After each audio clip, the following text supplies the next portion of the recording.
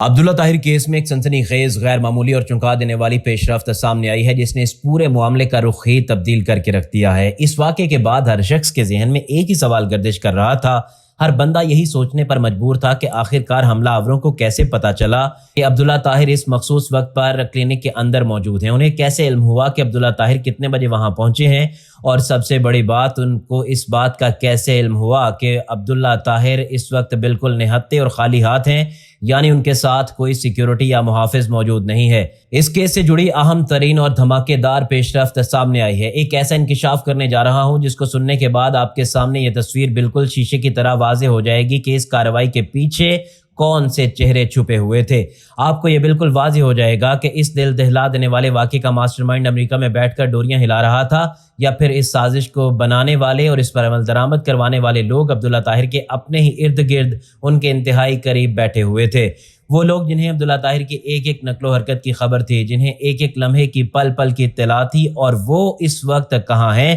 کس سے مل رہے ہیں، اور ان کی گاڑی کے اندر کیا گفتگو ہو رہی ہے۔ جی ہاں، گاڑی کے اندر ہونے والی تمام تر بات چیت سے بھی وہ حملہ آور مکمل طور پر آگاہ تھے۔ ذرائع کا باقاعدہ طور پر یہ انکشاف ہے کہ عبداللہ طاہر کو نشانہ بنانے والے مرکزی حملہ آور اور انہیں موقع پر لانے والا ارسلان جٹ اس واقعے سے ٹھیک ایک دن پہلے اس کلینک کے ارد گرد گھومتے ہوئے دکھائی دیے تھے۔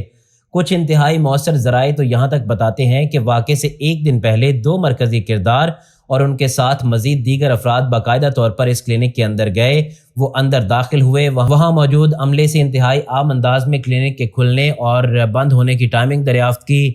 اور ٹائمنگ معلوم کرنے کے بعد وہ گھنٹوں کلینک کے باہر ہی کھڑے رہے۔ وہ وہاں کھڑے ہو کر کیا کر رہے تھے؟ ذرائع کے مطابق وہ دراصل اس پورے علاقے کی کلینک کے راستوں کی اور انٹری و ایگزٹ پوائنٹس کی گہری ریکی کر رہے تھے۔ وہ ہر زاویے سے یہ دیکھ رہے تھے کہ اگر ہدف کو کلینک کے باہر نشانہ بنانا پڑے تو حکمت عملی کیا ہوگی، اگر کلینک کے اندر جا کر کارروائی کرنی پڑے تو فرار کا راستہ کون سا ہوگا، اور اگر عبداللہ طاہر کے ساتھ مسلح گارڈز موجود ہوئے تو پھر کیا طریقہ کار اپنایا جائے گا، اور اگر عبداللہ طاہر حسب معمول اکیلے ہوئے تو پھر کارروائی کو کس طرح سے منٹوں میں انجام دیا جائے گا۔ اب یہاں ایک اور بڑا سوال پیدا ہوتا ہے کہ کیا ان حملہ آوروں کو واقعی یہ معلوم تھا کہ ٹھیک ایک دن کے بعد عبداللہ طاہر نے اس خاص کلینک کا رخ کرنا ہے؟ یہ سوال میں اس لیے اٹھا رہا ہوں کیونکہ عبداللہ طاہر کی اپنی فیملی اور گھر والوں کو بھی ایک دن پہلے اس بات کا ذرا برابر علم نہیں تھا کہ عبداللہ طاہر فلاں دن اور فلاں وقت اس کلینک پر جائیں گے۔ عبداللہ طاہر کی یہ عادت تھی کہ وہ اپنی نقل و حرکت کے فیصلے ہمیشہ اچانک کیا کرتے تھے، کبھی بھی ان کا دورہ پہلے سے طے شدہ نہیں ہوتا تھا۔ پھر اس ناگہانی فیصلے کی خبر دشمنوں تک اتنی صفائی سے کیسے پہنچی؟ یہیں پر سب سے بڑا انکشاف سامنے آتا ہے۔ اہم ترین ذرائع کا کہنا ہے کہ عبداللہ طاہر نے اس کلینک پر جانے کا فیصلہ واقعے سے 2 دن پہلے ہی کر لیا تھا، لیکن اس فیصلے کا علم صرف اور صرف 3 لوگوں کو تھا، صرف 3 افراد کو، اور ذرائع کا یہ دعویٰ ہے کہ تفتیش میں یہ بات سامنے آ رہی ہے کہ ان تینوں افراد میں سے ایک شخص اندر سے حملہ آوروں کے ساتھ ملا ہوا تھا، وہی شخص جو پل پل کی انفارمیشن، لوکیشن اور ٹائمنگ باہر منتقل کر رہا تھا۔ اس کے بعد قانونی اداروں کے ہاتھ میں کچھ انتہائی اہم اور سائنسی ثبوت یعنی CCTV فوٹیجز بھی سامنے آ چکی ہیں۔ ان فوٹیجز کے تجزیے سے یہ بات سامنے آ رہی ہے کہ یہ عمل کرنے والے صرف 2 یا 3 لوگ نہیں تھے، بلکہ یہ ایک پورا نیٹ ورک تھا، ایک پورا اسکواڈ تھا جو وہاں تعینات کیا گیا تھا۔ بظاہر کیمرے کی سکرین پر آنے والے اور نظر آنے والے یہ 2 ہی نوجوان تھے، لیکن تفتیش سے جو نیا دھماکے دار انکشاف ہوا ہے اس نے قانونی طور پر ماہرین کے بھی ہوش اڑا دیے ہیں۔ ذرائع کے مطابق موقع پر موجود حملہ آوروں کی کل تعداد 2 نہیں بلکہ 6 تھی۔ جی ہاں، 6 افراد بالکل اس کارروائی کے پیچھے وہاں پر موجود تھے، جہاں 4 افراد 2 الگ الگ موٹر سائیکلوں پر سوار تھے، اور دونوں موٹر سائیکلیں کلینک کے قریبی اور مختلف راستوں پر سٹینڈ بائی حالت میں کھڑی تھیں۔ منصوبہ بندی اتنی خطرناک اور ہولناک تھی کہ اگر عبداللہ طاہر کے ساتھ ان کے سیکیورٹی گارڈز بھی آ جاتے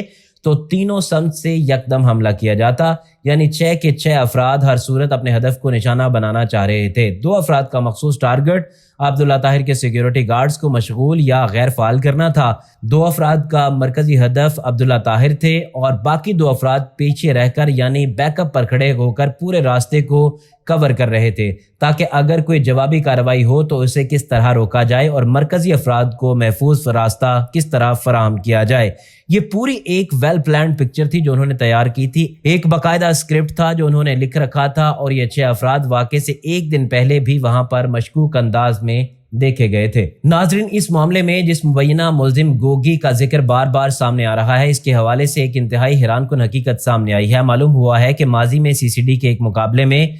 گوگی کے دو انتہائی قریبی عزیز جان سے ہاتھ دھو بیٹھے تھے اس وقت، یعنی اس مقابلے کے وقت عبداللہ طاہر کا اس کیس سے یا لڑائی سے دور دور تک کوئی لینا دینا نہیں تھا۔ پھر عبداللہ طاہر کا نام اس کیس میں کیسے آیا؟ تفتیش بتاتی ہے کہ عبداللہ طاہر کے ایک مخالف نے، جس کی عبداللہ طاہر کے ساتھ پرانی چپکلش اور قانونی و علاقائی جھگڑا چل رہا تھا، اس نے انتہائی چالاکی اور پری پلان طریقے سے ان پرانے واقعات کا ملبہ اور ذمہ داری عبداللہ طاہر کے سر پر ڈال دی اور اس کا نام ان تمام تر معاملات سے جوڑ دیا، جس کے بعد تقریباً 1.5 سال قبل ناروال میں واقع گوگی کے گھر کو اس کی پوری فیملی نے اچانک تالے لگائے اور راتوں رات وہاں سے غائب ہو گئے۔ اس کے بعد نہ تو ان کا کسی سے رابطہ ہوا اور نہ ہی کوئی شخص ان کے گھر آتا جاتا دکھائی دیا۔ وہ گھر 1.5 سال سے مسلسل خالی تھا۔ بظاہر یوں لگتا تھا کہ لڑائی کسی اور کی تھی، مگر ایک منظم سازش کے تحت عبداللہ طاہر کو اس کا فریق بنا دیا گیا، حالانکہ CCD کے اس واقعے سے ان کا کوئی تعلق نہیں تھا۔ تفتیشی ذرائع کا بتانا ہے کہ اب اس معاملے کے تانے بانے اوکاڑا، گجرانوالا اور ناروال سے مل رہے ہیں۔ اوکاڑا کی ایک اثر و رسوخ والی شخصیت مسلسل اس مبینہ ملزم کے ساتھ رابطے میں تھی